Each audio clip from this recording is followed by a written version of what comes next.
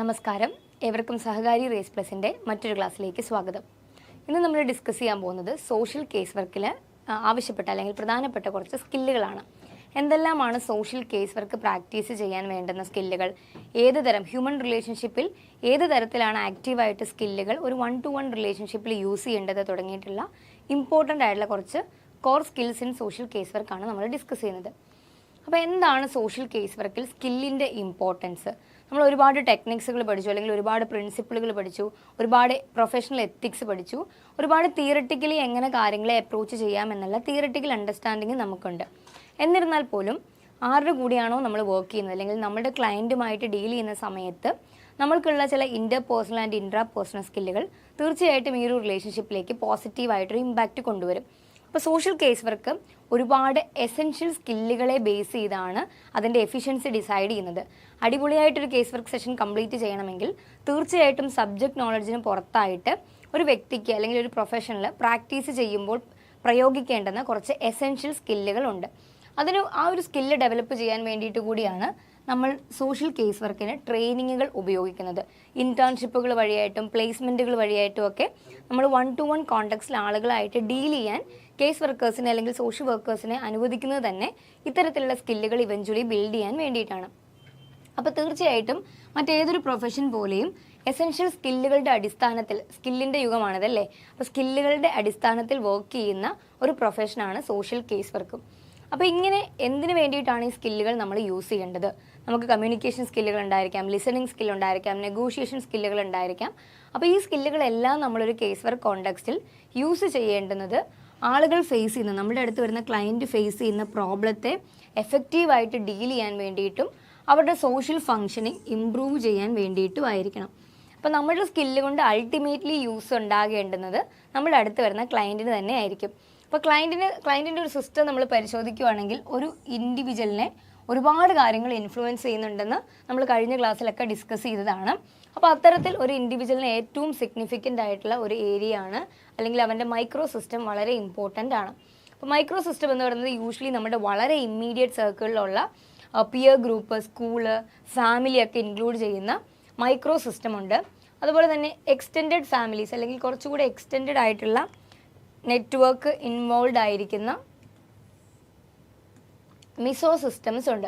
അപ്പോൾ പലതരത്തിലുള്ള ഇൻട്രാക്ഷൻസ് അല്ലെങ്കിൽ പലതരത്തിലുള്ള കമ്മ്യൂണിക്കേഷൻസ് ആണ് ഒരു സോഷ്യൽ കേസ് വർക്കർ ഒരു ക്ലയൻറ്റുമായിട്ട് ഡീൽ ചെയ്യുന്ന സമയത്ത് ആവശ്യമായിട്ട് വരിക. അവൻ്റെ ഫാമിലിയായിട്ട് ഇൻട്രാക്ട് ചെയ്യേണ്ടി വരാം, അല്ലെങ്കിൽ അദ്ദേഹത്തിൻ്റെ mesosystem, extended family and പിയേഴ്സായിട്ട് ഇൻട്രാക്ട് ചെയ്യേണ്ടി വരാം. അതുപോലെ ഇക്കോ സിസ്റ്റം, അതായത് നെയ്ബർഹുഡ്, മറ്റ് സർവീസസ്, മറ്റ് അവൈലബിൾ ആയിട്ടുള്ള സ്കീമുകളായിരിക്കാം, പ്രോഗ്രാമുകളായിരിക്കാം, സപ്പോർട്ട് ഗ്രൂപ്പുകളായിരിക്കാം. അപ്പോൾ ഒരു എക്സോ സിസ്റ്റമായിട്ട് നമുക്ക് ഡീൽ ചെയ്യേണ്ടതായിട്ട് വരാം. ഇനി അതും അല്ലെങ്കിൽ മാക്രോ സിസ്റ്റം, ഒരു ലാർജർ ലെവലിൽ സൊസൈറ്റിയൽ കോണ്ടെക്സ്റ്റിൽ അല്ലെങ്കിൽ ഒരു കൾച്ചറൽ കോണ്ടെക്സ്റ്റിൽ ആ വ്യക്തിക്ക് വേണ്ടുന്ന തരത്തിലുള്ള എക്സ്റ്റെൻഡഡ് കമ്മ്യൂണിക്കേഷൻസ് ചെയ്യേണ്ടതായി വരാം. അപ്പോൾ നമുക്ക് വ്യക്തമായി പരിശോധിച്ചിട്ടുണ്ടെങ്കിൽ അറിയാം, ഒരു ഇൻഡിവിജ്വലായിട്ട് ഡീൽ ചെയ്യുമ്പം ഒരു ഇൻഡിവിജ്വലായിട്ട് മാത്രമല്ല, ഒരുപാട് എൻവയോൺമെൻറ്റിൽ വരുന്ന ഒരുപാട് എലമെൻസുമായിട്ട് നമുക്ക് ഇൻട്രാക്ഷൻസ് സസ്റ്റെയിൻ ചെയ്യേണ്ടി വരും, അല്ലെങ്കിൽ കമ്മ്യൂണിക്കേഷൻസ് മുൻപോട്ട് കൊണ്ടുപോകേണ്ടി വരും. അപ്പോൾ ഇതിനെല്ലാം അനുസൃതമായിട്ടുള്ള സ്കില്ലുകൾ ഉണ്ടായിരിക്കുക എന്നുള്ളത് വളരെ ഇമ്പോർട്ടൻ്റ് ആണ്.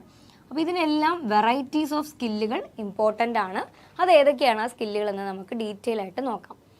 ഏറ്റവും അധികം വേണ്ട, അല്ലെങ്കിൽ ഏറ്റവും ഇമ്പോർട്ടൻ്റ് ആയിട്ടുള്ള ഒന്നാണ് റിലേഷൻഷിപ്പ് ബിൽഡിംഗ്. ഓൾറെഡി നമ്മൾ റിലേഷൻഷിപ്പിൻ്റെ ഇമ്പോർട്ടൻസിനെ പറ്റി വിർജീന റോബിൻസൺ പറഞ്ഞിട്ടുണ്ടായിരുന്നു. അതുപോലെ പല വ്യക്തികളും റിലേഷൻഷിപ്പ് ഇല്ലാതെ, അല്ലെങ്കിൽ കറക്റ്റായിട്ടുള്ള റിലേഷൻഷിപ്പ് ഇല്ല എങ്കിൽ ചിലപ്പോൾ നമ്മൾ കേസ് വർക്ക് സെഷൻസ് എടുക്കുന്നുണ്ടായിരിക്കാം, അല്ലെങ്കിൽ ടെക്നിക്കലി നമ്മൾ വേണ്ടുന്ന എല്ലാം പ്രൊവൈഡ് ചെയ്യുന്നുണ്ടെങ്കിൽ പോലും അത് തെറാപ്യൂട്ടിക്കലി റോങ് ആയിരിക്കാം, അല്ലെങ്കിൽ കറക്റ്റായിട്ടുള്ള ഒരു ഉദ്ദേശിച്ച ബലം ആ സെഷന് കിട്ടണമെന്ന് യാതൊരു നിർബന്ധവും ഇല്ല. അപ്പോൾ റിലേഷൻഷിപ്പ് എന്ന് പറയുന്നത് പ്രൈമറി ആയിട്ട്, അല്ലെങ്കിൽ വളരെ ഇമ്പോർട്ടൻ്റ് ആയിട്ട് ഒരു സോഷ്യൽ കേസ് വർക്ക് കോണ്ടെക്സ്റ്റിൽ റിയലൈസ് ചെയ്യപ്പെടേണ്ട ഒരു കാര്യമാണെന്നുള്ളത് ഓർത്തിരിക്കുക. അപ്പോൾ റിലേഷൻഷിപ്പ് വളരെ ഇമ്പോർട്ടൻ്റ് ആകാനുള്ള കാരണം നമ്മുടെ അടുത്ത് വരുന്ന ക്ലയൻറ്റ് നമ്മളോട് ഓപ്പൺ ആവണം, അല്ലെങ്കിൽ നമ്മുടെ അടുത്ത് പ്രശ്നങ്ങൾ ഷെയർ ചെയ്യണം.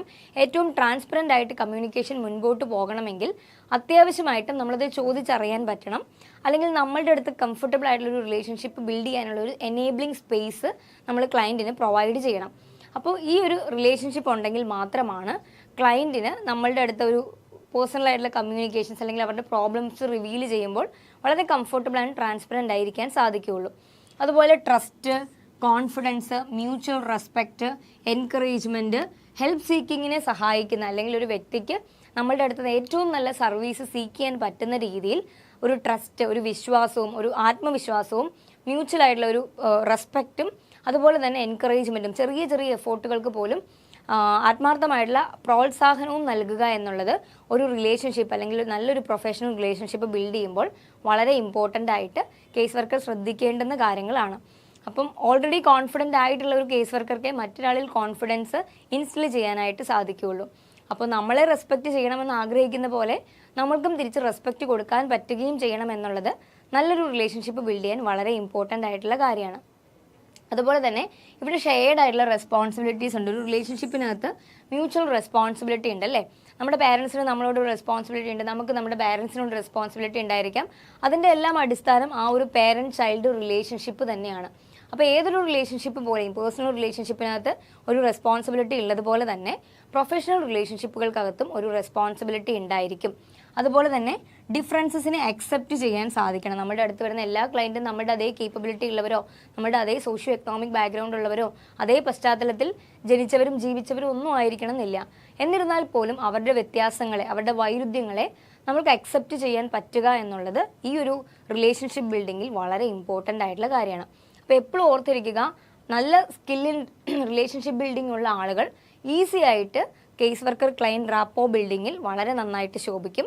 അപ്പോൾ റിലേഷൻഷിപ്പ് ബിൽഡ് ചെയ്യുന്നതിലും സസ്റ്റെയിൻ ചെയ്യുന്നതിലുമുള്ള സ്കില്ല് ഏതൊരു കേസ് വർക്കറുടെയും പെർഫോമൻസ് ഇംപ്രൂവ് ചെയ്യുന്നതിന് വളരെ അത്യാവശ്യമായിരിക്കും. അപ്പോൾ ഓർത്തിരിക്കുക, റിലേഷൻഷിപ്പ് ബിൽഡിങ്ങിലുള്ള സ്കില്ല് സോഷ്യൽ കേസ് വർക്ക് പ്രാക്ടീസിന് വളരെ വളരെ ഇമ്പോർട്ടൻ്റ് ആണ്.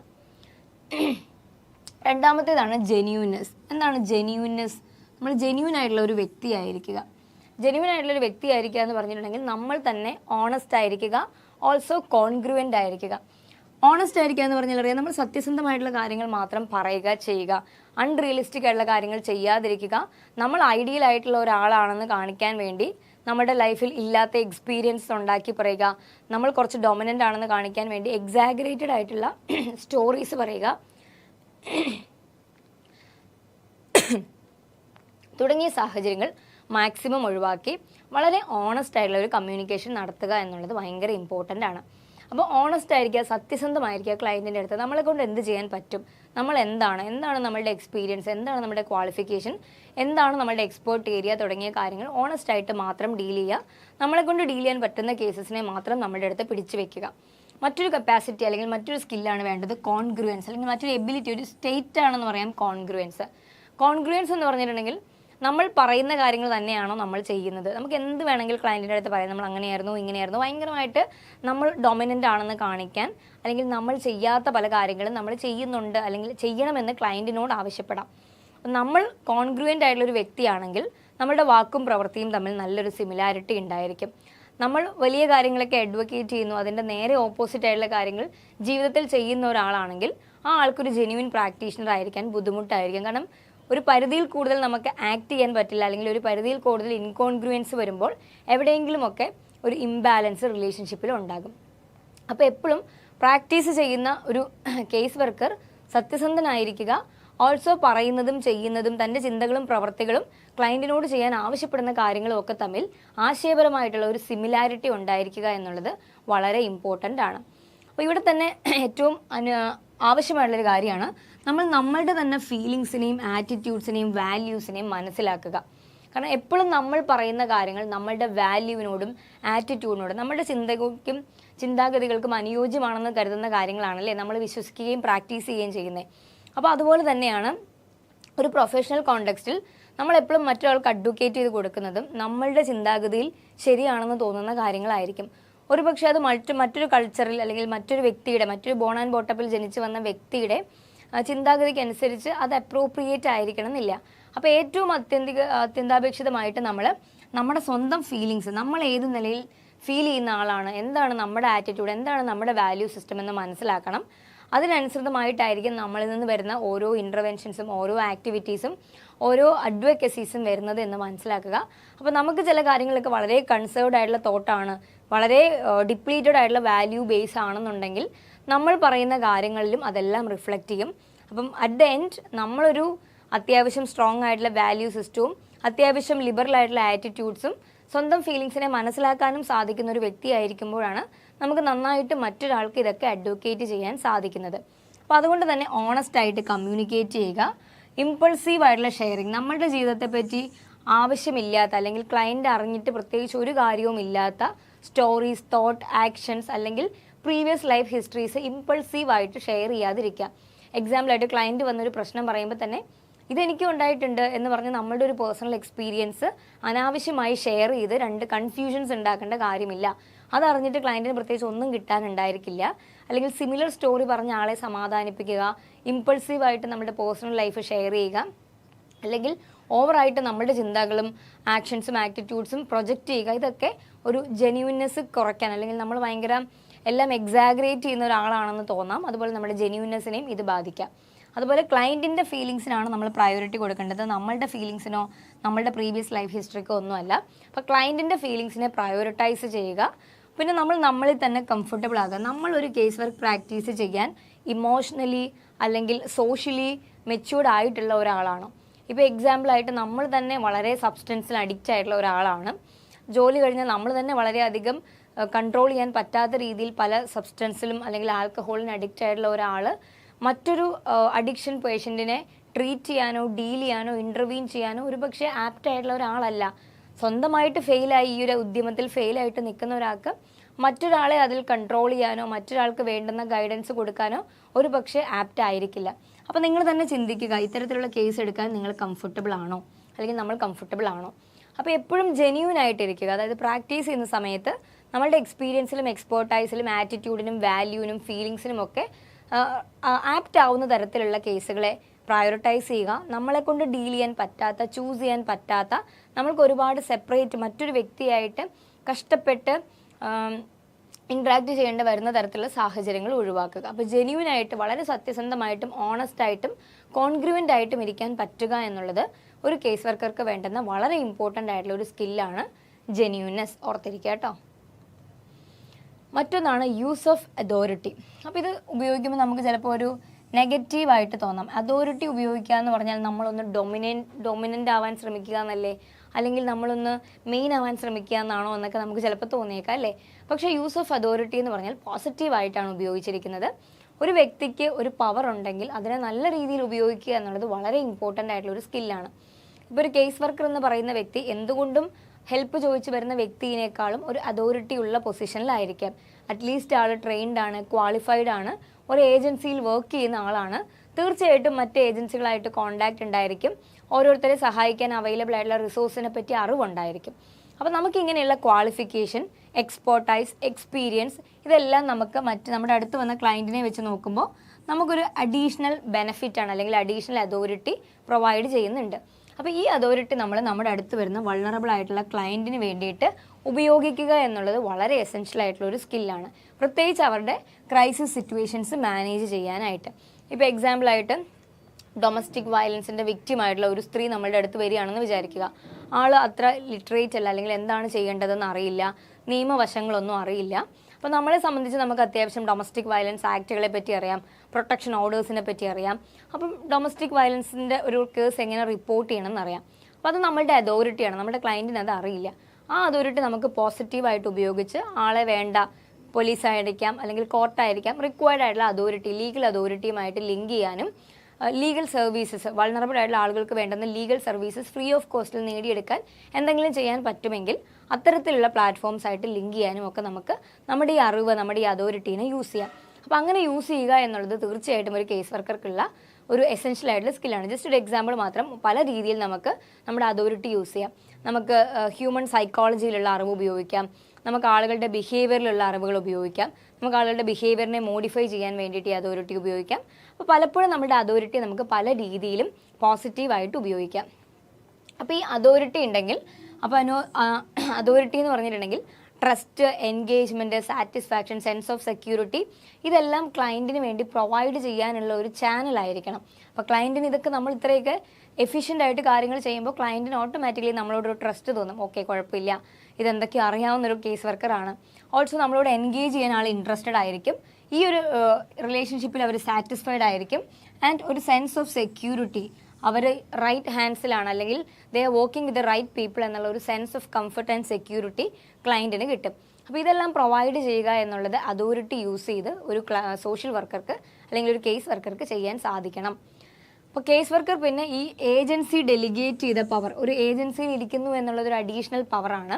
അപ്പോൾ നമ്മളിപ്പോൾ ഒരു ഹോസ്പിറ്റലിലെ സോഷ്യൽ വർക്കർ ആണോ, അല്ലെങ്കിൽ നമ്മളിപ്പോൾ ഒരു സ്കൂളിലെ സോഷ്യൽ വർക്കർ ആണോ, നമ്മൾ എവിടത്തെ സോഷ്യൽ വർക്കർ ആണ് എന്നുള്ളത് വളരെ ഇമ്പോർട്ടൻ്റ് ആണ്. ഏജൻസി ഡെലിഗേറ്റ് ചെയ്ത പവർ നമുക്ക് ക്ലയൻറ്റിനെ എഫക്റ്റീവായിട്ട് സപ്പോർട്ട് ചെയ്യാൻ യൂസ്ഫുൾ ആയിരിക്കും, ഓർത്തിരിക്കുക. മറ്റൊന്നാണ് എംപതി. നമ്മൾ ഒരുപാട് കേട്ട വാക്കാണ് എംപതി, അല്ലെങ്കിൽ നമ്മൾ എപ്പോഴും തിരിച്ച് മറിച്ചൊക്കെ പറയും എംപതറ്റിക് ആയിട്ടുള്ള റിലേഷൻഷിപ്പ് വേണം, എംപതറ്റിക് ആയിട്ടുള്ള അണ്ടർസ്റ്റാൻഡിങ് വേണം. Empathy is very very important. എന്നാൽ എന്താണ് എംപതി? അത് റൈറ്റ്ലി അണ്ടർസ്റ്റുഡ് ആണോ? എംപതി എന്ന് പറഞ്ഞാൽ it's an ability to perceive, understand and emotionally resonate with the clients experience. അപ്പോൾ എന്താ, നമ്മുടെ അടുത്ത് വരുന്ന ക്ലയൻറ്റ് പറയുന്ന കാര്യങ്ങൾ കേൾക്കുക, അതിനെ മനസ്സിലാക്കുക, and emotionally resonate with the ക്ലയൻറ്റിനോടൊപ്പം ആ ഇമോഷണലി ചേർന്ന് നിൽക്കുക. അതായത് ക്ലയൻറ്റ് പറയുന്ന കാര്യങ്ങൾ കേട്ട് കഴിയുമ്പോൾ ക്ലയൻറ്റിന് തോന്നണം ക്ലയൻറ്റ് അനുഭവിക്കുന്ന അതേ സംഘർഷം അല്ലെങ്കിൽ അതേ ബുദ്ധിമുട്ടോടു കൂടി, അതേ ഇമോഷൻസോടു കൂടി ആ ഒരു സാഹചര്യത്തെ ഈ കേൾക്കുന്ന കേസ് വർക്കറും മനസ്സിലാക്കിയെന്ന്. അതായത് കേസ് വർക്കർ ആ ഒരു ക്ലയൻറ്റിൻ്റെ സ്ഥാനത്ത് നമ്മളാണെങ്കിൽ എന്തായിരിക്കും അവസ്ഥ, ആ ഒരു ഇമോഷണൽ ഇൻറ്റൻസിറ്റി, ആ ഒരു സോഷ്യൽ സിറ്റുവേഷൻ മനസ്സിലാക്കാൻ സാധിക്കുക, അല്ലെങ്കിൽ അത് മനസ്സിലാക്കി അത് പെർസീവ് ചെയ്യുക എന്നുള്ളതിനാണ് എംപതി എന്ന ആ ഒരു കീ വേർഡ് കൊണ്ട് ഉദ്ദേശിക്കുന്നത്. അപ്പോൾ നമുക്ക് പല വ്യക്തികളെയും കാണുമ്പോൾ അവരോട് സഹതാപം തോന്നാം, അത് സിമ്പതിയാണ്. പക്ഷെ നമ്മൾ ഒരിക്കലും അവരുടെ വ്യൂ പോയിന്റിൽ നിന്ന് ആ സാഹചര്യത്തെ മനസ്സിലാക്കാൻ ശ്രമിച്ചിട്ടുണ്ടായിരിക്കില്ല. ഇപ്പോൾ വളരെ വേണ്ടപ്പെട്ട കുടുംബം, ഇപ്പോൾ പ്രത്യേകിച്ച് ഒരു വലിയ ലാൻഡ് സ്ലൈഡ് ഉണ്ടായി, അല്ലെങ്കിൽ ഒരു വലിയ നാച്ചുറൽ കലാമിറ്റി ഉണ്ടായി, ഒരുപാട് പേര് അനാഥമായി പോയിട്ടുണ്ടായിരിക്കാം, ഒരുപാട് പേരുടെ പൊസിഷൻസ് നഷ്ടപ്പെട്ടിട്ടുണ്ടായിരിക്കാം. ഡെഫിനറ്റ്ലി എല്ലാവർക്കും അവരോടൊരു സിമ്പതി തോന്നും, അയ്യോ അവരിനി എങ്ങനെ ജീവിക്കും. പക്ഷെ എത്ര പേർക്ക് അവരുടെ സ്ഥാനത്ത് നമ്മളായിരുന്നുവെങ്കിൽ എന്ത് ചെയ്യും, ഏത് സാഹചര്യത്തിലൂടെ പോകും, എന്തായിരിക്കും ആഗ്രഹിക്കുന്നത് എന്നുള്ള രീതിയിൽ നമ്മളെ അവരുടെ അതേ അവസ്ഥയിൽ പ്ലേസ് ചെയ്ത് ആ ഒരു സാഹചര്യത്തെ വിലയിരുത്താൻ പറ്റുന്നതിനാണ് നമ്മൾ എംപതി എന്ന് പറയുന്നത്. അവരോടൊരു വിഷമം തോന്നുന്നു അല്ലെങ്കിൽ അവരുടെ സാഹചര്യത്തോട് സങ്കടം തോന്നുന്നെങ്കിൽ അത് എംപതി അല്ല. അവരുടെ സാഹചര്യത്തെ നമ്മൾ മനസ്സിലാക്കി അവരുടെ സ്ഥാനത്ത് നമ്മളെ കണ്ട് ആ ഒരു സാഹചര്യത്തിൽ എന്താണോ അവർ ചിന്തിക്കുന്നത് എന്ന് നമ്മൾക്കും ചിന്തിക്കാൻ സാധിക്കുന്ന ഒരവസ്ഥയ്ക്കാണ് എംപതി എന്ന് പറയുന്നത്. അപ്പം നമ്മുടെ അടുത്തൊരാൾ വന്ന് ബുദ്ധിമുട്ടുകൾ പറയുമ്പോൾ അതേ ബുദ്ധിമുട്ടിലൂടെ ആ സ്ഥാനത്ത് നമ്മളെ പ്ലേസ് ചെയ്ത് അയാളുടെ ഷൂസ് അല്ലെങ്കിൽ അയാളുടെ പോയിന്റ് ഓഫ് വ്യൂവിൽ നിന്നുകൊണ്ട് നമ്മൾക്ക് കാര്യങ്ങളെ മനസ്സിലാക്കാൻ ശ്രമിക്കുന്ന ഒരു പോയിന്റിനാണ് നമ്മൾ എംപതിക് റാപ്പോർട്ട് എന്ന് പറയുന്നത്, അല്ലെങ്കിൽ എംപതറ്റിക്കലി റാപ്പോ ബിൽഡ് ചെയ്യുക എന്ന് പറയുന്നത്. അപ്പോൾ ഈ ഒരു അണ്ടർസ്റ്റാൻഡിങ് എനിക്ക് മനസ്സിലായി, അല്ലെങ്കിൽ ഞാൻ അനുഭവിക്കുന്ന വിഷമം അതേപോലെ എൻ്റെ കേസ് വർക്കർക്ക് മനസ്സിലായി എന്നുള്ള ഒരു അണ്ടർസ്റ്റാൻഡിങ്, ഭയങ്കരമായിട്ടുള്ള ഒരു സാറ്റിസ്ഫാക്ഷൻ, അതുപോലെ ക്ലയൻറ്റ് ഒരു കമ്മ്യൂണിക്കേറ്റീവ് അറ്റ്യൂൺമെൻ്റ് എന്ന് പറയും, അല്ലെങ്കിൽ ഒരു ക്ലയൻറ്റിനോടൊപ്പം നിന്ന് കാര്യങ്ങൾ മനസ്സിലാക്കി എന്നുള്ള ഒരു അണ്ടർസ്റ്റാൻഡിങ്ങിന് വളരെ ഇമ്പോർട്ടൻ്റ് ആണ്. അപ്പോൾ നല്ലൊരു എംപതി ഉണ്ടെങ്കിൽ പ്രോപ്പറായിട്ടുള്ള ഒരു കമ്മ്യൂണിക്കേറ്റീവ് അറ്റ്യൂൺമെൻ്റ് ഉണ്ടാകും. അതായത് രണ്ടു പേർക്കും മ്യൂച്വലി മനസ്സിലാകും ക്ലയൻറ്റ് ഏത് അവസ്ഥയിലൂടെ പോകുന്നു എന്ന് എക്സാക്ട്ലി കേസ് വർക്കർക്ക് മനസ്സിലാകുന്ന, പെർസീവ് ചെയ്യുന്ന, അണ്ടർസ്റ്റാൻഡ് ചെയ്ത് അതിനോട് ഇമോഷണലി അപ്രോപ്രിയേറ്റ് ആയിട്ട് റെസ്പോണ്ട് ചെയ്യുന്നതിനാണ് നമ്മൾ എംപതി എന്ന് പറയുന്നത്, which is not equal to sympathy എന്ന് ഓർത്തിരിക്കുക. വളരെ ഇമ്പോർട്ടൻ്റ് ആണ്. നമുക്ക് നമ്മുടെ അടുത്തേക്ക് വരുന്ന ക്ലയൻറ്റിനോട് എംപതറ്റിക്കലി റെസ്പോണ്ട് ചെയ്യാൻ പറ്റാത്തിടത്തോളം കാലം ആ ഓപ്പോസിറ്റ് നിൽക്കുന്ന ആൾ സ്റ്റിൽ ഒരു അന്യനായിട്ട് അല്ലെങ്കിൽ ഒരു ഏലിയനേറ്റഡ് ആയിട്ട് അദ്ദേഹത്തിന് തോന്നാം. ആരും ആളെ മനസ്സിലാക്കിയിട്ടില്ല, ആരും ആളുടെ ഫീലിങ്സിന് വില കൽപ്പിക്കുന്നില്ല എന്ന് തോന്നിയേക്കാം. അത് ഇവഞ്ച്വലി റിലേഷൻഷിപ്പിൻ്റെ ക്വാളിറ്റീനെയും കണ്ടിന്യൂറ്റിനെയും ബാധിച്ചേക്കാം. ഇനി മറ്റൊന്നാണ് പോസിറ്റീവ് റിഗാർഡ്. എന്താണ് പോസിറ്റീവ് റിഗാർഡ്? ആ വാക്ക് ഇറ്റ് സെൽഫ് ഒരു പോസിറ്റിവിറ്റി കൊണ്ടുവരുന്നുണ്ട്. അപ്പോൾ പോസിറ്റീവ് റിഗാർഡ് എന്ന് പറഞ്ഞാൽ അൺകണ്ടീഷണൽ ആയിട്ടുള്ള റെസ്പെക്റ്റ് ആണ്. നമ്മളുടെ അടുത്ത് വരുന്ന ക്ലയൻറ്റ്, നമ്മൾ പറഞ്ഞു പ്രിൻസിപ്പിൾ ഓഫ് അക്സെപ്റ്റൻസും നോൺ ജഡ്ജ്മെൻ്റൽ ആറ്റിറ്റ്യൂഡും ഒക്കെ പോലെ തന്നെ നമ്മുടെ അടുത്ത് വരുന്ന ക്ലയൻറ്റ് വളരെയധികം ഡിസ്ട്രെസ്സിലൂടെ കടന്നു പോയിട്ടായിരിക്കാം നമ്മളുടെ അടുത്തേക്ക് വന്നത്. അപ്പോൾ എന്ത് സാഹചര്യമായാലും എന്ത് കാരണമായാലും അദ്ദേഹം നമ്മളുടെ അടുത്ത് വന്നതൊരു സെൻസ് ഓഫ് കംഫർട്ടിന് വേണ്ടിയാണെങ്കിൽ അൺകണ്ടീഷണൽ, പ്രത്യേകിച്ച് ഒരു ഉപാധികളും വെക്കാതെ അദ്ദേഹത്തെ റെസ്പെക്റ്റ് ചെയ്യാനും ബഹുമാനിക്കാനും അദ്ദേഹത്തിനെ അക്സെപ്റ്റ് ചെയ്യാനും സാധിക്കുന്ന ഒരു പോസിറ്റീവ് ആയിട്ടുള്ള ട്രാൻസാക്ഷനാണ് നമ്മൾ പോസിറ്റീവ് അൺകണ്ടീഷണൽ പോസിറ്റീവ് റിഗാർഡ് എന്ന് പറയുന്നത്. അപ്പം ഈ ഒരു പോസിറ്റീവ് റിഗാർഡ് ഉണ്ടാവണമെങ്കിൽ അവിടെ എംപതി ഉണ്ടായിരിക്കണം, അതുപോലെ തന്നെ ജെന്യൂൻനെസ് ഉണ്ടായിരിക്കണം, പിന്നെ കൃത്യമായിട്ടുള്ളൊരു vision, desire, belief, acceptance, intention, action, ഇതിനെയൊക്കെ ഓറിയൻറ്റ് ചെയ്തിട്ടുള്ള വളരെ പോസിറ്റീവായിട്ട് വളരെ ചെറീഷിങ് ആയിട്ടുള്ള ഒരു ഒരു ട്രാൻസാക്ഷൻ ഈ റിലേഷൻഷിപ്പിൽ ഉണ്ടായിരിക്കുക എന്നുള്ളത് വളരെ ഇമ്പോർട്ടൻ്റ് ആണ്. അപ്പോൾ ഇവിടെ ക്ലയൻറ്റിൻ്റെ റെലവേഷൻസിനെ, അതായത് ഈ ഒരു തെറാപ്പിസ്റ്റിനുണ്ടാകുന്ന നെഗറ്റീവായിട്ടുള്ള റിയാക്ഷൻസിൽ നിന്ന് ക്ലയൻറ്റിൻ്റെ ചിന്തകളെയും ക്ലയൻറ്റിൻ്റെ ഇമോഷൻസിനെയും ക്ലയൻറ്റിൻ്റെ തോട്ടിനെയൊക്കെ പ്രൊട്ടക്റ്റ് ചെയ്യുക എന്നുള്ളത് വളരെ ഇമ്പോർട്ടൻ്റ് ആണ്. ഓൾസോ ക്ലയൻറ്റിൻ്റെ അടുത്ത് അവരുടെ യുണീക്നെസ്സിനെ പറഞ്ഞ് മനസ്സിലാക്കുക, അതുപോലെ അവരുടെ വർത്ത് വൈൽ ആയിട്ടുള്ള ഫീച്ചേഴ്സിനെ പറ്റി പറയുക. അല്ലാതെ ചില കാര്യങ്ങൾ നിങ്ങൾ ഇങ്ങനെ ചെയ്യണം എന്ന് പറയാതെ നിങ്ങൾ ഇന്നത് ചെയ്തേ മതിയാകൂ എന്നുള്ള കണ്ടീഷൻസ് ഇമ്പോസ് ചെയ്യുന്നതിന് പകരം ഏത് സാഹചര്യത്തിലായാലും ആ വ്യക്തി യുണീക്കാണെന്നും ആ വ്യക്തിക്ക് പകരം വയ്ക്കാൻ മറ്റൊരു വ്യക്തിയെ കൊണ്ടും സാധിക്കില്ല എന്നും എല്ലാ വ്യക്തികൾക്കും അവരുടേതായ പ്രാധാന്യം ഈ ജീവിതത്തിൽ ഉണ്ട് എന്നുള്ള ഒരു കമ്മ്യൂണിക്കേഷൻ, ഒരു പോസിറ്റീവായിട്ടുള്ള റീഅഫേർമേഷൻ, റിഗാർഡ്സ് പ്രൊവൈഡ് ചെയ്യാൻ പറ്റുക എന്നുള്ളത് വളരെ ഇമ്പോർട്ടൻ്റ് ആണ്. ആ ഒരു സ്കില്ലിനാണ് നമ്മൾ പോസിറ്റീവ് റിഗാർഡ് എന്ന് പറയുന്നത്. മറ്റൊന്നാണ് വാംത്ത് എന്ന് പറഞ്ഞാൽ എന്താ? നമ്മൾ പറയില്ലേ വളരെ വാം ആയിട്ടുള്ള ആളാണ് അല്ലേ, വളരെ നമ്മളെ ഭയങ്കര വെൽക്കമിങ് ആയിട്ടുള്ള ആളാണെന്നൊക്കെ പറയൂല്ലേ. അതുപോലെ തന്നെ വളരെ പോസിറ്റീവായിട്ടുള്ളൊരു സ്കില്ലാണ് വാംത്ത് എന്ന് പറയുന്നത്. അതായത് നമ്മളുടെ അടുത്തൊരാൾ വരുമ്പോൾ ആ ആളെ നമുക്ക് മനസ്സിലായി, ആ ആളെ നമ്മൾ സ്വീകരിച്ചു, ആ ആളെ നമുക്ക് ഇഷ്ടപ്പെട്ടു എന്ന് തോന്നുന്നതാണ് വളരെ വാം ആയിട്ടുള്ള ഒരു കമ്മ്യൂണിക്കേഷൻ. അപ്പോൾ കേസ് വർക്ക് റിലേഷൻഷിപ്പിലായാലും ഈ വാംത്ത് വളരെ ഇമ്പോർട്ടൻ്റ് ആണ്. അതായത് നമ്മൾ ക്ലയൻറ്റിനോട് ഓപ്പൺ ആയിരിക്കുക. ക്ലയൻറ്റ് ഏത് ബാക്ക്ഗ്രൗണ്ട്, നമ്മൾ നോൺ ജഡ്ജ്മെൻറ്റൽ ആൻഡ് അക്സെപ്റ്റൻസിൻ്റെ അടിസ്ഥാനപ്പെടുത്തി തന്നെയുള്ളൊരു സ്കില്ലാണ്. വളരെ ഓപ്പൺ ആയിരിക്കുക. ആര് നമ്മുടെ അടുത്ത് വന്നാലും ദേ ആർ ഹ്യൂമൻ ബീങ്സ്, അവരൊരു ഡിസ്ട്രസ്സിലൂടെ കടന്നു പോകുന്നവരാണ്. And we are here to support them. നമ്മളിവിടെ വന്നിരിക്കുന്നത് അവരെ നമ്മളാൽ പറ്റുന്ന വിധത്തിൽ സപ്പോർട്ട് ചെയ്യാനാണ്. അതുകൊണ്ട് തന്നെ വരുന്ന ആളുകളെ ചേർത്ത് പിടിക്കാനുള്ള ഒരു വാംത്ത്, ഒരു ഓപ്പൺനെസ്, അവരുടെ പ്രശ്നങ്ങളെ പറ്റിയുള്ള ഒരു നാച്ചുറൽ ആയിട്ടുള്ള ആകുലത, പിന്നെ അവരെ കംഫോർട്ട് ചെയ്യാനുള്ള ഒരു സ്കിൽ, അല്ലെങ്കിൽ അതിനുള്ള ഒരു ടെൻഡൻസി, അതിനുള്ള ഒരു താല്പര്യം, ഇതെല്ലാം കൂടെ കൂടുമ്പോഴാണ് വളരെ വാമാണ് ഒരു വ്യക്തി എന്ന് പറയുന്നത് അല്ലേ.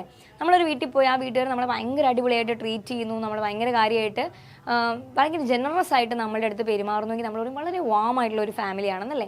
അതുതന്നെയാണ് കേസ് വർക്കിനകത്തും നമ്മുടെ അടുത്ത് വരുന്ന ആളുകൾക്ക് നമ്മളുടെ അടുത്ത് തോന്നുന്നൊരു കംഫർട്ട്, ആ കംഫർട്ട് വരുന്നത് ഓപ്പൺനെസ്സിൽ നിന്നും നമുക്ക് അവരോടുള്ളൊരു നാച്ചുറൽ ആയിട്ടുള്ള സ്നേഹത്തിൽ നിന്നും പരിഗണനയിൽ നിന്നും അവരുടെ കാര്യങ്ങളെ പറ്റിയുള്ള ആകുലതയിൽ നിന്നും ആയിരിക്കും. സോ ഈ ഒരു വാംത്ത്, ഈ സ്കിൽ, ഈ വാംത്ത് മറ്റൊരാൾക്ക് ഫീൽ ചെയ്യിപ്പിക്കുക. ചിലപ്പോൾ നമുക്ക് ഇഷ്ടം ഉണ്ടായിരിക്കും മറ്റൊരാളോട്, പക്ഷെ അത് മറ്റൊരാൾക്ക് ഫീൽ ചെയ്യിപ്പിക്കുക എന്ന് പറയുന്നത് ഡിഫിക്കൽട്ടാണ്. അപ്പോൾ നല്ലൊരു വാം റിലേഷൻഷിപ്പ് ബിൽഡ് ചെയ്യുക എന്നുള്ളത് കേസ് വർക്കിലെ ഒരു എസെൻഷ്യൽ സ്കില്ലാണ്. അപ്പോൾ ഇത് ക്ലയൻറ്റിനെ ഈ ഒരു വാംത്ത് ഉണ്ടായിരിക്കുക എന്ന് പറയുമ്പോഴേക്കും ക്ലയൻറ്റ് ഭയങ്കര കംഫർട്ടബിൾ ആയതുകൊണ്ട് തന്നെ അവരുടെ ക്ലയൻറ്റിനെ ഷെയർ ചെയ്യാനായിട്ട് സമ്മതിക്കും, ഷെയർ ചെയ്യാനുള്ള സാഹചര്യങ്ങൾ ഒരുക്കും. പോസിറ്റീവ് ആറ്റിറ്റ്യൂഡ് റിലേഷൻഷിപ്പിലേക്ക് കൊണ്ടുവരാൻ ക്ലയൻറ്റിനെയും തോന്നും, ക്ലയൻറ്റിനും ഒരു പോസിറ്റിവിറ്റി തോന്നും. ആൻഡ് ക്ലയൻറ്റിൻ്റെ ഷെയറിങ്ങിനും പോസിറ്റീവ് ആറ്റിറ്റ്യൂഡ് റിലേഷൻഷിപ്പിൽ ബിൽഡ് ചെയ്യാനൊക്കെ ക്ലയൻറ്റിനെയും സഹായിക്കും. ഇനി മറ്റൊരു വളരെ ഇമ്പോർട്ടൻ്റ് ആയിട്ടുള്ള സ്കില്ലാണ് കമ്മ്യൂണിക്കേഷൻ സ്കിൽ. നമ്മൾ വളരെ വാം ആയിരിക്കാം, നമ്മൾ ഭയങ്കര അൺകണ്ടീഷണൽ റിഗാർഡ്സ് ഉള്ള ഒരാളായിരിക്കാം, പക്ഷെ നമുക്ക് കറക്റ്റായിട്ട് കമ്മ്യൂണിക്കേറ്റ് ചെയ്യാൻ അറിയില്ല എന്നുണ്ടെങ്കിൽ ഇടയ്ക്കൊക്കെ സ്റ്റക്ക് വരും. പല സമയങ്ങളിലും ക്ലയൻറ്റ് ഡിസാറ്റിസ്ഫൈഡ് ആകും. എന്താണ് ഈ മനുഷ്യനൊന്നും മനസ്സിലാവുന്നില്ല, ഞാൻ പറയുന്ന ഒന്നും ആൾക്ക് ക്ലിയർ ആവുന്നില്ല, എന്തുകൊണ്ടാണ്, കറക്റ്റ്ലി അണ്ടർസ്റ്റുഡ് അല്ലേ എന്നുള്ള ഒരു ഗ്യാപ്പ് ഫീൽ ചെയ്യാം. അപ്പം നല്ല കമ്മ്യൂണിക്കേഷൻ ഉണ്ടായിരിക്കുക എന്നുള്ളത് വളരെ ഇമ്പോർട്ടൻ്റ് ആണ്. നല്ല കമ്മ്യൂണിക്കേഷൻ എങ്ങനെയാണ്? പലതരം കമ്മ്യൂണിക്കേഷൻസ് ഉണ്ടല്ലേ. നമുക്ക് അടിപൊളിയായിട്ട് കമ്മ്യൂണിക്കേറ്റ് ചെയ്യാം, ഒരു മോഡറേറ്റ് ആയിട്ട് കമ്മ്യൂണിക്കേറ്റ് ചെയ്യാം, ആർക്കൊന്നും മനസ്സിലാവാത്ത രീതിയിലും കമ്മ്യൂണിക്കേറ്റ് ചെയ്യാം അല്ലേ. അപ്പോൾ കമ്മ്യൂണിക്കേഷൻ സ്കിൽ എന്ന് പറഞ്ഞാൽ തോട്ട് അണ്ടർസ്റ്റാൻഡ് ചെയ്യുക, മറ്റൊരാളുടെ ചിന്തകളെ മനസ്സിലാക്കുക, അവർ പറയുന്ന എക്സ്പീരിയൻസിലൂടെ നമ്മൾക്കും ഗോ ത്രൂ ചെയ്യാൻ പറ്റുക. അപ്പോൾ വളരെ എഫിഷ്യൻ്റ് ആയിട്ടുള്ളൊരു കമ്മ്യൂണിക്കേഷൻ എന്ന് പറഞ്ഞാൽ കൃത്യമായിട്ടൊരു വ്യക്തി പറയുന്ന കാര്യങ്ങളെ മനസ്സിലാക്കുക, അദ്ദേഹത്തിൻ്റെ ഫീലിങ്സിനെ നമ്മൾ ഇൻക്ലൂഡ് ചെയ്യുക, ആ ഒരു എക്സ്പീരിയൻസിലൂടെ ഗോ ത്രൂ ചെയ്യാൻ പറ്റുക, വളരെ ഇമ്പോർട്ടൻ്റ് ആണല്ലേ. അപ്പോൾ ഇത്രയും ആക്റ്റീവായിട്ടുള്ള കമ്മ്യൂണിക്കേഷൻസ് വളരെ ഇമ്പോർട്ടൻ്റ് ആണ്. അതിപ്പോൾ രണ്ട് ദിശയിലാണെങ്കിലും കമ്മ്യൂണിക്കേറ്റ് ചെയ്യുന്ന ആൾക്കും പറയുന്ന ആൾക്കും കൃത്യമായി കമ്മ്യൂണിക്കേറ്റ് ചെയ്യാൻ പറ്റണം, കേൾക്കുന്ന ആൾ തിരിച്ച് എഫിഷ്യൻ്റ് ആയിട്ട് അതിനോട് റെസ്പോണ്ട് ചെയ്യണം. പറഞ്ഞ ആളുടെ തോട്ട്സിനെയും ഫീലിങ്സിനെയും എക്സ്പീരിയൻസസിനെയും നമ്മൾ ഉള്ളിലേക്ക് എടുക്കണം, അല്ലെങ്കിൽ അത് നമ്മളുടെ ചിന്തയിലും നമ്മുടെ കോഗ്നിഷനിലും റിഫ്ലക്റ്റ് ചെയ്തു അല്ലെങ്കിൽ ചെയ്യുക എന്നുള്ളത് വളരെ ഇമ്പോർട്ടൻ്റ് ആണ്.